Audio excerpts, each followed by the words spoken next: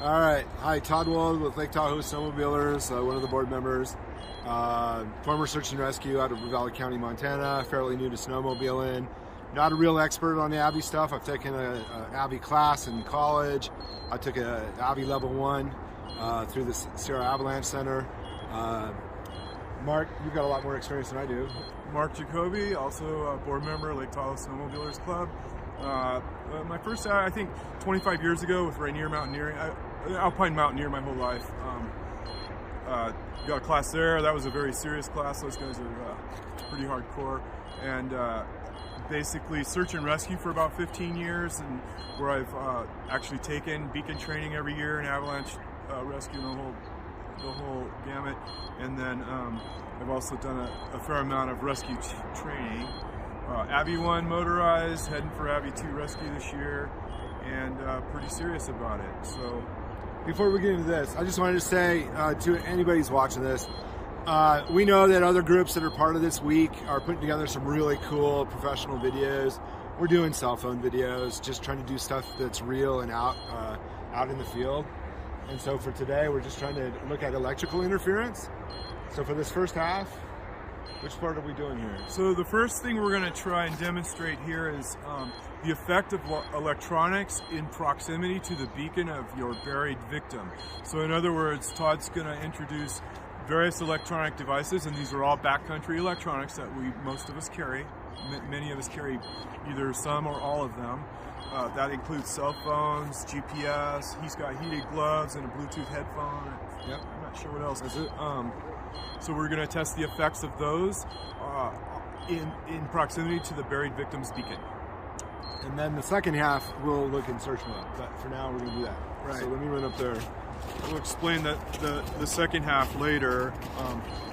But that's where we've noticed a big difference in the proximity of these electronics to the searching beacon. So Todd's up there, and I'm going to grab. Okay, so if you look down, we have an old Tracker 1, 10 years old, I guess, I don't know. Got the Tracker 2 here. Oh no, actually, yeah, that's a Tracker. And then Tracker S. Then we've got a late model Peeps. That's the one that where the slider has been a little flaky. And then we have the top of the line Mammut, so what the pros are using, the Berry Box S. So what we're going to do is demonstrate. So what we have is the beeping is tied to the processing, and we've got the range and direction. So as Todd introduces the electronics up there at the victim side, we're going to watch the machine here to see what changes might happen when he gets the electronics in close proximity to the transmitting beacon. Okay, whichever. Right, so we got the Garmin InReach Explorer GPS unit. So we got a Garmin on top, powered up and communicating. And I did not hear a pause in processing, which happens, and no change in range or direction. Okay, pull that guy off. Monitoring this for changes. Heated gloves have been actually have caused a lot of interference in former testing. So no change in processing sound. There was a little blip in range there, which could cause a time delay, and no change in direction. Okay, next. Just squeeze those. Now we have a Bluetooth headphone, which, believe it or not, can cause interference. No change in processing sound, a strange little azimuth there, or direction, and no change in range. Okay, we have so we have a cell phone that's currently in a call. In other words, it's transmitting. So it's right on top of the beacon, and we have no change in processing and no change in distance, range or direction. Okay, so let's put a couple of these in here. Now we've got a Tracker 2 and a Tracker S, which you might note actually have a much closer range than the Tracker did. So we're putting the GPS down. No change in processing sound, but there was a pause in the Tracker S. Good. Heated gloves. Here comes a heated glove. No changes. A little bit of directional changes in the Tracker S. Bluetooth headset going on to the transmitting beacon. These guys didn't miss a lick. Okay. Cell phone in the middle of the phone call. Okay, cell phone transmitting in a phone call. No real changes down here, which is good. So we'll get the brand new, the top of the line. Wouldn't that be something if these guys had a problem and the old technology didn't? I'll put this guy in search real quick. The reason this guy's turned off because he reverts to transmit if it hasn't been moved in a certain amount of time, just in case you're searching and you get buried, whatever. Let him warm up for a sec.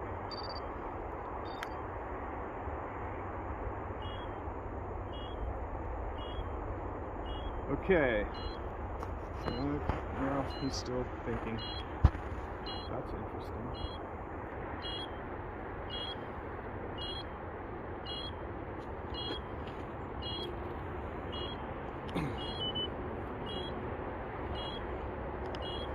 Again. So, okay, we got the Garmin GPS going down onto the transmitter.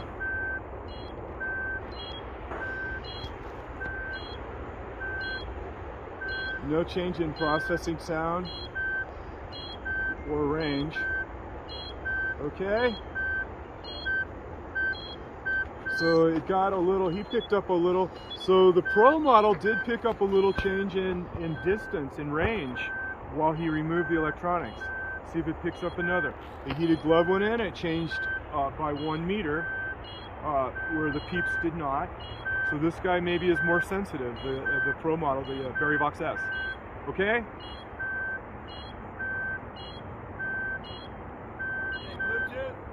Okay, we got a Bluetooth headset going down. No changes in processing sound. And once again, a change in range on the Verivox S. Okay, we got a cell phone going down. Once again, a little bit of change in range on the Verivox S. Nothing on the Peeps. It's interesting, the Verivox S shows that beacon closer than all the other beacons here. Okay, all set? Pause. We're gonna test all these out in transmit or receive mode, where we're looking for the victim to see if we get interference, and in that mode is less power, right? The receive mode on this end is receiving less power than the transmitter at the beacon. So we're expecting more interference. We will expect more because it's a weaker signal at this range. And so what we're demonstrating is the effect of electronics in proximity to the beacon of the searcher. So in other words, when you're looking for your partner and your electronics are too close, this is what we're going to show you. Right, so you got your GPS on you, and you're searching for your buddy who's buried. Nothing. So Verivox S, no interference. All right, you're wearing your heated gloves while looking for your buddy. Nothing. All right, I gotta make sure these Bluetooth are on. All right, Bluetooth, looking for your buddy. Nothing? Nope, no change in processing sound. Wait. Or range or direction. Cell phone. Oh, it reverted. Yeah, reverted. Okay. How can it revert? I was moving. Okay, well, we'll come back to that one. Let's do the Peeps. Okay. There's the Peeps with the slider issue. A very modern beacon. This is about 2 years old. It's the DSP Sport. Okay. Got the phone's ringing because it hung up. So I'm calling your voicemail. So, all right. So here we go. Cell phone in the middle of a phone call with the Peeps. Oh, it went from 13 to 14 down to 10 meters. We had a little bit of erratic in the range and a blip in the direction. Okay, we're still at 13 and we're on heated gloves looking for your buddy that's buried. I don't know, seems okay. GPS, looking for your buddy that's buried. Seems okay. Although there was a pause in processing beep. And what's happening is the beacon is sensing another signal, more electronics, and it needs time to process it and look up that signal and then reject it. So it's basically learning and saying, no, that's nothing, but it does take a second or two to do that. So that's the beep. And even though it's working, oh, that's a direction change big time. Yeah, and the beep is off for it's completely 5 seconds. So the Bluetooth headphone has taken the beeps out. Show the screen. It's not even, there's no distance at all. It's completely messed it up. Those of you who like to have Bluetooth headphones. And it comes back. Helmet. So that's not good. All right. And is that it for that? Yeah. So we'll do the S. VCA tracker S.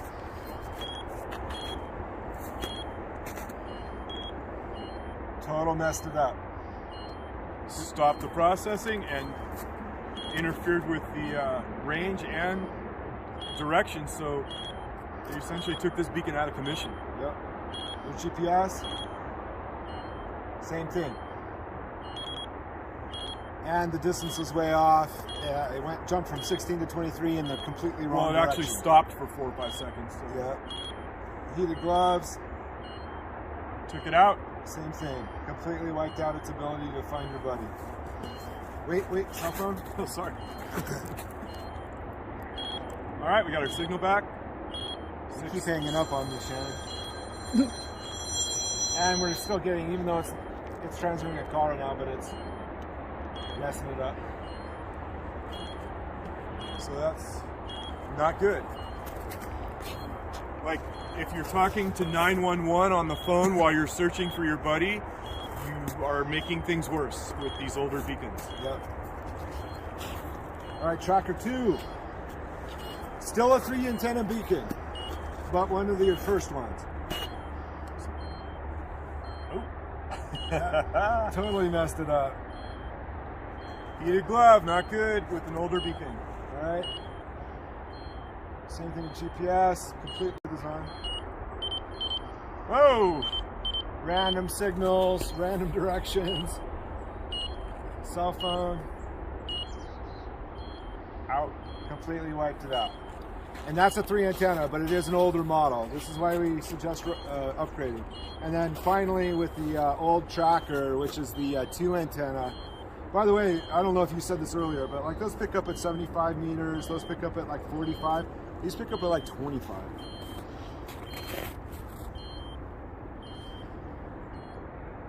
So wiped it out with the glove, GPS, wiped it out, Bluetooth, I think it's on. Yep, wiped it out, cell phone in the middle of a call, wiped it out. So that leaves us with the Box S. You do get what you pay for. We're not here to promote a particular brand, but you know, if you're riding some of that old stuff, you know, you're putting people at risk. Can we throw the glove over there? Oh yeah. No effect. The one we didn't do with that one earlier because it reverted was the cell phone. The cell phone. No effect with a cell phone and transmit. So it does have the ability to ignore signals. It has the ability to revert. If you're in search and you get caught up in a secondary avalanche, it goes back to transmit mode automatically, which is pretty cool. A little annoying when we're trying to do a video, but pretty cool. So the bottom line is the older technology is less dependable. The more we ride, the more the technology improves, the more gadgets we throw in the mix, the less dependable the older technology is. I really think the video speaks 1,000 words more than I did. Probably 2,000. But thanks for watching. Hopefully you checked out the other videos this week, and just get out there and be safe. Doesn't matter what kind of user you are, just get the education, get the gear, and practice. Don't go out alone. Practice, practice, practice. Hey, and on the 3rd Saturday of the month, we have Avi Parks starting on December, what is that, the 17th, 18th? Yes, the right thing. Whatever that Saturday is. We're going to be up at Mount Rose, 9 o'clock in the morning. Come on and check out using your stuff if you want to do some of this. Everybody's welcome to come check their beacon at the beacon park. We've got 6 beacons that we can bury all over the place, and you can go find them. Practice that with your friends. Practice that with your new beacon, your old beacon, and come see us in the woods. Yeah. Thanks a lot. Bye.